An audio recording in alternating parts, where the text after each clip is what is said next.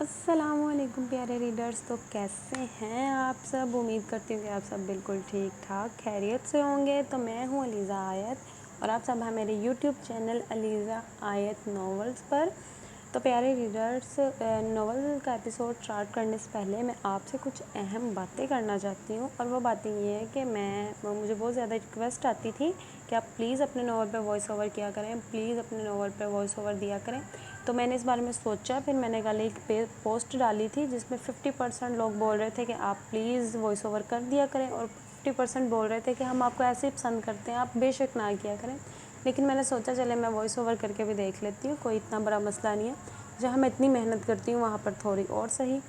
تو میں آپ سے ناول اسٹارٹ کرنے سے پہلے کچھ اہم باتیں کرنا چاہتی ہوں، اگر آپ اسے سن لیں گے تو آپ کی بہت مہربانی ہوگی، اور اگر نہیں سنیں گے تو بھی مہربانی ہوگی۔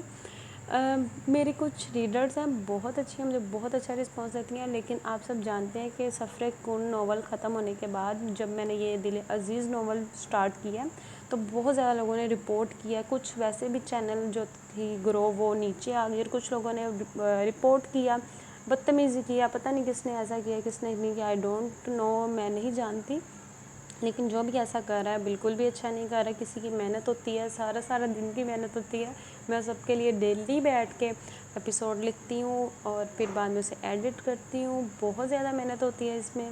شاید آپ کو تھوڑا بہت آئیڈیا ہوگا، زیادہ نہ ہو لیکن تھوڑا بہت ضرور ہوگا، تو ایسا مت کیا کریں، کسی کی محنت ہوتی ہے۔ میری صرف اتنی سی ریکویسٹ ہے، باقی میں اور تو آپ کو کچھ نہیں کہہ سکتی۔ اور جو لوگ مجھے سپورٹ کرتے ہیں، تھینک یو سو مچ، دل سے شکریہ، دل سے شکر گزار ہوں میں ان کی۔ لیکن سفر کن ناول کا جب میں ایک ایپیسوڈ اپلوڈ کرتی تھی تو میرے ریڈرز مجھے اتنا سپورٹ کرتے تھے کہ 1 ایپیسوڈ پہ جو ہے 8 کے ویوز لازمی آ جاتے تھے۔ لیکن اب جب میں نے نیو ناول سٹارٹ کیا ہے اور اس سے میں اس کے ایپیسوڈ دیتی ہوں تو بہت مشکل سے اس پر 1000 ویو آتا ہے، تو اس چیز کا مجھے دکھ تو بہت زیادہ ہوتا ہے، لیکن میں جو ہے صبر کر رہی ہوں، چلے کوئی بات نہیں، آہستہ ہی صحیح، لیکن میرے ریڈرز جو ہیں، میرے سبسکرائبرز جو ہیں، انشاءاللہ مجھے دوبارہ اسی مقام پر لے جائیں گے۔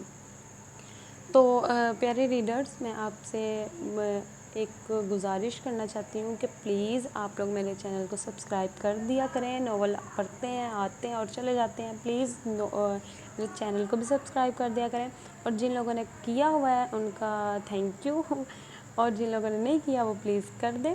میری ریڈرز بہت زیادہ اچھی ہیں، تقریباً سب لڑکیاں ہی ہیں، مجھے سب کے نام تو نہیں یاد ہیں، لیکن ایک ہوتی ہیں، آتی ہیں، وہ مجھے بہت اچھا رسپانس دے کے جاتی ہے میری ہر ایپیسوڈ پہ۔ ان کی آئی ڈی کا نام تو نہیں لکھا ہوا، عجیب سے کچھ ورڈ لکھے ہیں، لیکن ان کی پروفائل پہ ایف لکھا ہوا ہے، وہ مجھے بہت اچھا رسپانس دیتی ہیں اور بالکل اپنی رائے کا اظہار کر کے جاتی ہیں۔ مجھے اب سب کے نام یاد نہیں ہیں، اور ایک میرے ذہن میں نام ہے، وردہ نام ہے ایک لڑکی کا، وہ بھی مجھے بہت زیادہ سپورٹ کرتی ہیں، تو میں دل سے شکر گزار ہوں، میرے لیے سب برابر ہے، میری یوٹیوب فیملی مجھے بہت عزیز ہے، اور میں چاہتی ہوں کہ میں آپ کو اچھے ناول دوں اور آپ پڑھیں اور آپ کو اس سے کچھ سیکھنے کو بھی ملے۔ تو چلے ہم بڑھتے ہیں اپنے آج کے ایپیسوڈ کی طرف۔ ناول ہے دل عزیز بائی Alizeh Ayat, episode number 7۔ Are you all right? اینا ان بچیوں کے قریب جاتی ہوئی بولی تو اس کی نرم نسوانی آواز سن کر سب کو اور زیادہ حیرت ہوئی، وہ کوئی لڑکا نہیں بلکہ لڑکی تھی۔ اینا کی آواز سن کر زرخان نے اس پر سے اپنی نظریں ہٹائی تھیں، انجانے میں ہی صحیح، مگر وہ ایک بار بے خود سا ہو گیا تھا۔ جی ہم ٹھیک ہیں، تھینک یو آپی، فرنٹ سیٹ پر بیٹھی لڑکی مسکرا کر بولی تو اینا نے ایک مسکراتی نظر اس کی جانب دیکھا۔ انہیں چھوڑ کر پولیس اسٹیشن جانا اور وہاں جا کر ان لڑکوں کی اطلاع دینا تاکہ وہ آ کر انہیں یہاں سے اٹھا لیں، اور اب تم جاؤ بچیوں کو کالج چھوڑو۔ اینا ڈرائیور کی طرف دیکھتے ہوئے بولی جی میم ٹھیک ہے، ڈرائیور مسکراتے ہوئے بولا اور گاڑی سٹارٹ کی۔ اینا نے اپنا ہیلمٹ پہنا اور اپنی بائک پر بیٹھ کر اپنے ہاتھوں کے گلوز ٹھیک کیے اور پھر بائک سٹارٹ کرتی آگے بڑھ گئی۔ کچھ ہی فاصلے پر جاتے اینا کی ہیوی بائک ہواؤں سے باتیں کرتی ہوئی جا رہی تھی، جبکہ زرخان نے حیرانگی سے جاتے ہوئے دیکھا تھا۔ اس نے آج سے پہلے کبھی ایسی بہادر نہ ڈر سخت لڑکی نہیں دیکھی تھی، اور آج سے پہلے اس نے کسی لڑکی کو آنکھ اٹھا کر بھی نہیں دیکھا تھا۔ یہ اس کی زندگی کا پہلا واقعہ تھا جو اس نے خود نظر اٹھا کر کسی لڑکی کی طرف دیکھا تھا۔ اپنی تمام سوچوں کو جھٹک کر زرخان نے ایک نظر ان درد سے کراہتے لڑکوں کو دیکھا اور پھر اپنی گاڑی میں بیٹھا اور زن سے گاڑی بھگا لے گیا، کیونکہ وہ آگے ہی لیٹ ہو چکا تھا اور آج اس کے ساتھ کوئی گارڈ بھی موجود نہیں تھا۔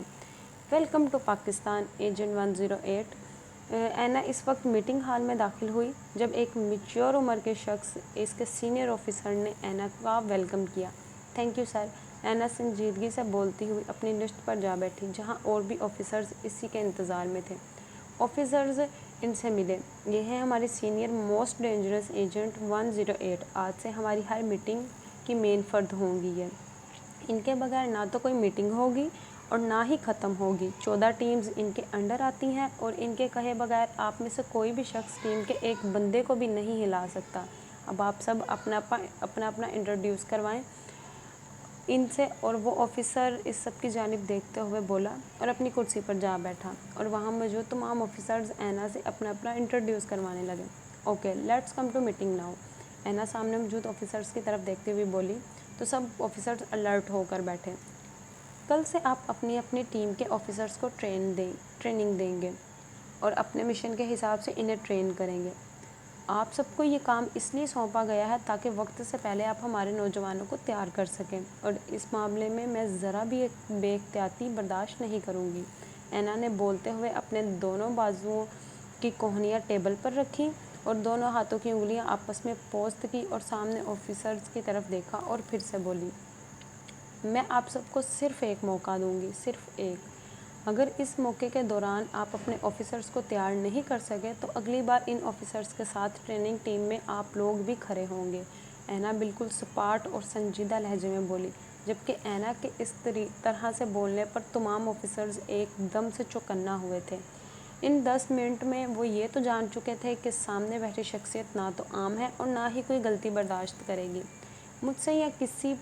मुझसे या यहाँ पर मौजूद किसी भी ऑफिसर को किसी भी चीज़ की मतवक्को नहीं होनी चाहिए। सबके जहन में सिर्फ एक चीज़ होनी चाहिए और वो है हमारा मिशन। इसके अलावा आपकी रिश्तेदारी क्या है, आपकी दोस्ती क्या है, आपके ताल्लुकात क्या हैं, ये सब कुछ आप लोग भूल जाएं। जब तक ये मिशन कंप्लीट नहीं हो जाता आप सबको एक दूसरे से अनजान बनना पड़ेगा। अगर आप लोग ये नहीं कर सके तो आपको ट्रेनिंग मैं दूंगी और मेरी ट्रेनिंग के दौरान मैं एक गलती बर्दाश्त करने वालों में से नहीं हूँ। आप सब सीनियर ऑफिसर्स हैं, समझदार हैं। उम्मीद करती हूँ कि आप लोग मुझे शिकायत का मौका नहीं देंगे। ऐना बोलती हुई उठ खड़ी हुई और इसके साथ ही बाकी ऑफिसर्स भी अपनी कुर्सी से उठ खड़े हुए थे। मुझे तमाम ऑफिसर्स की डिटेल्स मेरे ऑफिस में चाहिए। ऐना सामने मौजूद ऑफिसर्स की तरफ देखती हुई बोली और फिर मीटिंग हॉल से निकल गई। ये ऑफिसर इतनी ख़तरनाक क्यों है? इसके चेहरे से ही पता चल रहा था कि अगर हमने कोई गलती की तो हमें छोड़ेंगी नहीं। ऐना के जाते ही एक ऑफिसर सीनियर ऑफिसर की जानिब देखते हुए बोला, आपको क्या लगता है कि वो कोई आम ऑफिसर है? ऐसा बिल्कुल नहीं है, वो सीनियर एजेंट हैं। वो कोई आम लड़की नहीं है। बेशक वो शिकार को इस तरह पकड़ती है कि शिकार को खुद पता नहीं चलता कि वो किस जाल में फंसा है। शार्प शूटर हैं वो। और खैर ये सब तो आप सबको इनसे काम करने के साथ पता चल ही जाएगा। लेकिन एक और अहम खबर है जिससे मैं आप सबको आगाह करना चाहता हूँ। सीनियर ऑफिसर बाकी सब ऑफिसर्स की जानिब देखते हुए बोले तो सब ने सवालिया नज़रों से इनकी जानिब देखा। ये सीनियर ऑफिसर एजेंट 102 हैं और ये मेजर शराजी सिकंदर शाह की बेटी हैं। इन्होंने तमाम ऑफिसर्स की जानिब देखते हुए बताया तो सबकी आंखें हैरत से खुल गई। क्या ये मेजर शराजी सिकंदर की बेटी हैं? एक ऑफिसर हैरत ज़दा सा बोला, जी हाँ, ये मेजर शराजी सिकंदर की ही बेटी हैं और इनका तारुफ तो आप सबसे हो ही गया है। अब आप सबको मैं ये बताना चाहता हूँ कि ये अपने ऑफिसर्स पर ध्यान दें, अपनी टीम्स बनाएं और और इन्हें प्रॉपर ट्रेनिंग दें। हमें वक्त से पहले ही अपने नौजवानों को तैयार करना है और उम्मीद करता हूँ कि आप सब हमारी उम्मीदों पर पूरा उतरेंगे। अब आप सब जा सकते हैं। और सीनियर ऑफिसर्स इन सब ऑफिसर्स की तरफ देखते हुए बोले तो सब ने हाँ में सर हिलाया और मीटिंग हॉल से बाहर निकल गए। ऐना अपने ऑफिस में बैठी अपने आगे पड़ी तमाम फाइल्स को देख रही थी, जिसमें से एक फ़ाइल इसके ख़ानदान की भी थी, जिसके एक भी फ़र्द को उसने आज तक नहीं देखा था। किसी के बारे में कुछ जानती ना थी। फ़ाइल खोलकर देखने की बजाय ऐना ने वो फ़ाइल पकड़कर साइड पर रख दी और बाकी फ़ाइल्स देखने लगी। इसका बिल्कुल दिल नहीं कर रहा था कि वो अपने किसी भी ख़ानदान के फ़र्द के बारे में जाने, जिन्होंने कभी इसे देखा तक नहीं, इससे मिले तक नहीं, यहाँ तक कि इसे लाताल्लुक़ हो गए।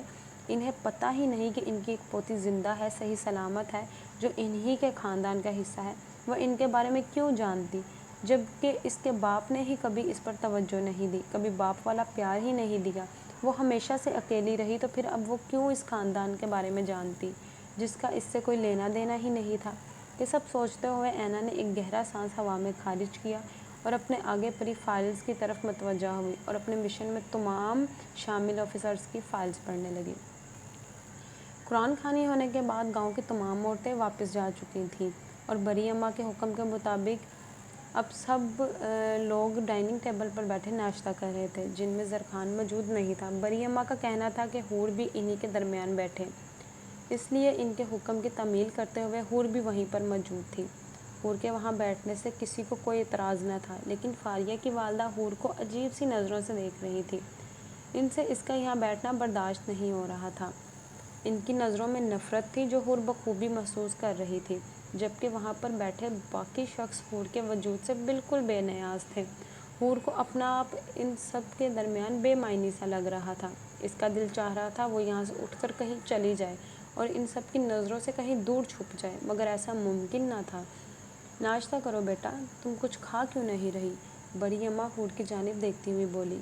وہ مجھے بھوک نہیں ہے، حور نظریں جھکاتے ہوئے ہلکی سی آواز میں بولی۔ تم رات سے آئی ہو بیٹا، کچھ کھا لو، مجھے معلوم ہے کہ تم رات سے بھوکی ہو۔ بڑی اماں نے حور کو بہلانا چاہا۔ بس کر دیں اماں، اتنی کوئی نوابزادی نہیں ہے یہ، جسے بار بار کھانے پینے کا بول رہی ہیں آپ۔ قاتل کی بہن ہے یہ، قتل کیا ہے اس کے بھائی نے۔ آپ اس سے اتنے اچھے طریقے سے پیش آ رہی ہیں، میرا بس چلے تو میں اسے جان سے مار دوں، اور آپ اس کی خدمت کرنے میں مصروف ہیں۔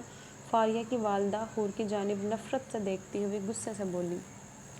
بس کر جاؤ زینت، اب ابھی سچ سامنے نہیں آیا، یہ لڑکی ہمارے زرخان کے نکاح میں ہے، کچھ اور نہ سہی اس کی حیثیت کا ہی کچھ خیال کر لو۔ اس کا اماں جان زینت بیگم کی طرف دیکھتی ہوئی سنجیدگی سے بولی، تو انہوں نے حیرت سے اماں جان کی طرف دیکھا۔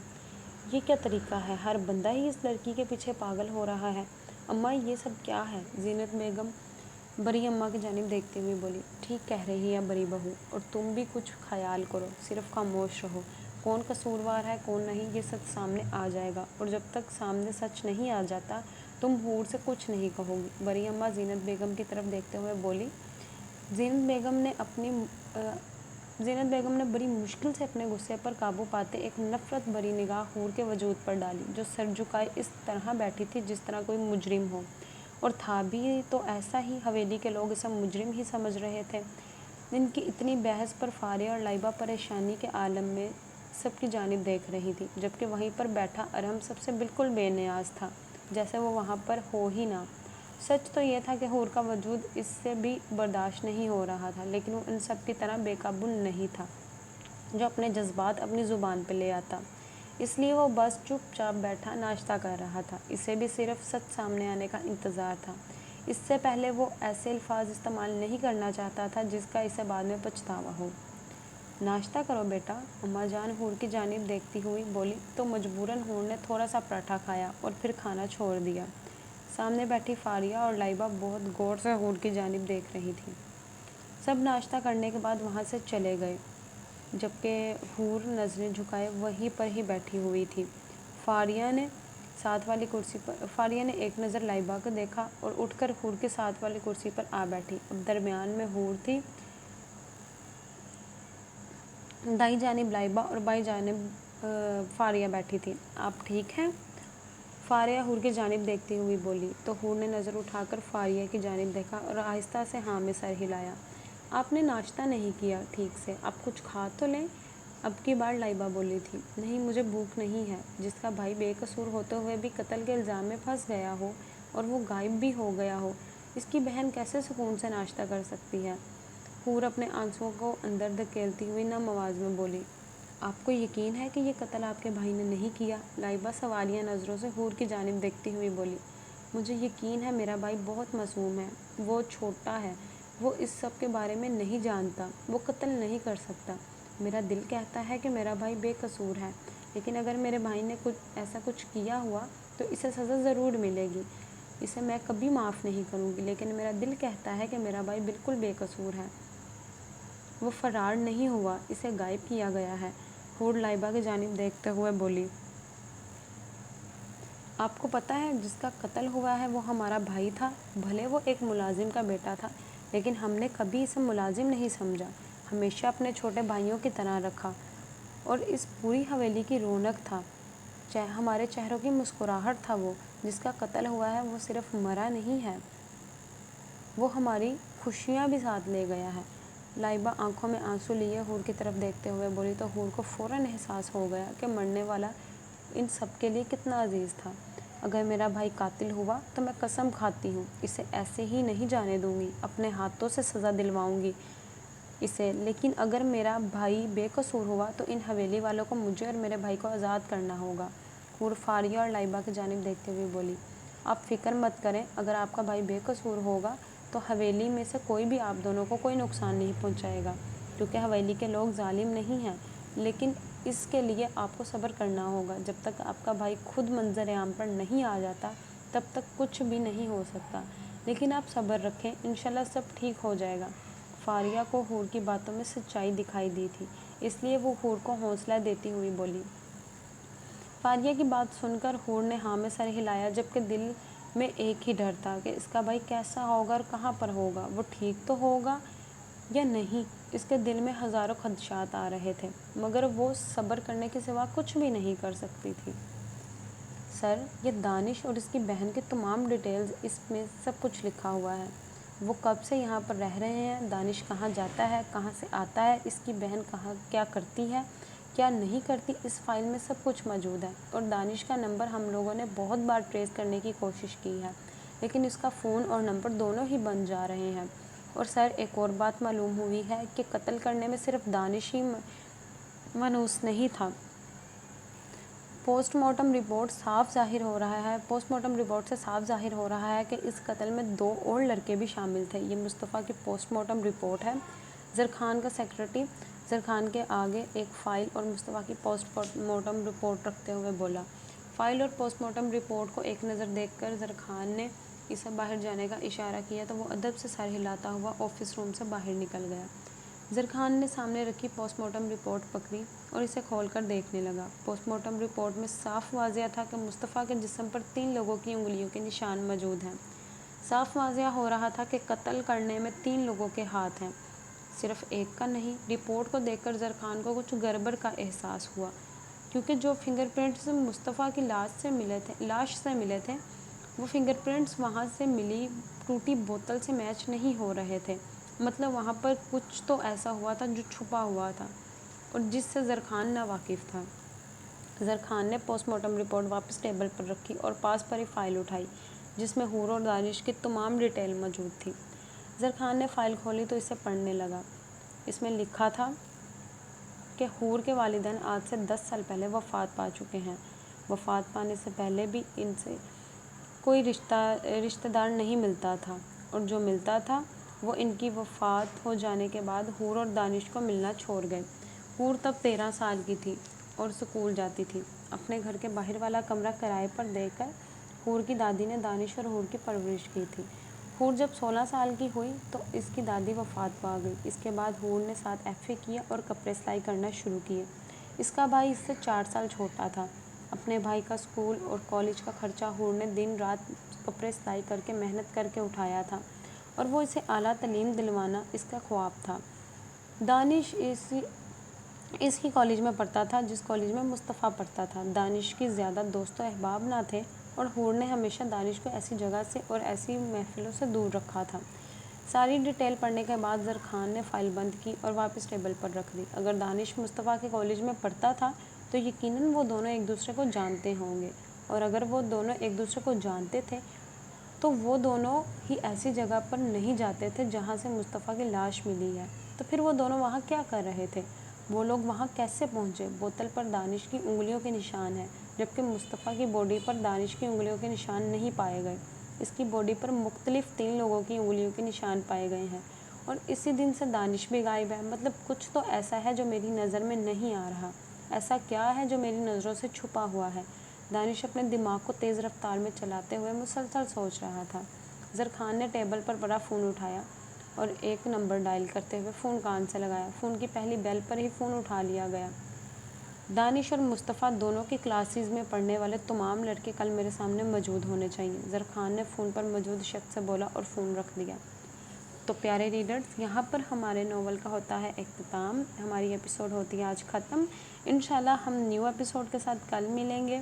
اور آپ کو ایپیسوڈ کیسی لگی؟ میں جانتی ہوں کہ میری وائس اوور میں کافی غلطیاں ہوئی ہوں گی، میں فرسٹ ٹائم کر رہی ہوں، پلیز آپ اسے اگنور کیجیے گا۔ اور آپ کا ایپیسوڈ کیسی لگی پلیز کمنٹ سیشن میں ضرور بتائیے گا، اور میرے چینل کو لازمی سبسکرائب کریں، مجھے لازمی تھوڑا سا سپورٹ کریں ریڈرز، پلیز مجھے واپس پہلے والے پوزیشن میں لے آئیں کہ میرا ایپیسوڈ 8K تک جائے۔ تھینک یو سو مچ، اپنا بہت زیادہ خیال رکھیے گا، خدا حافظ۔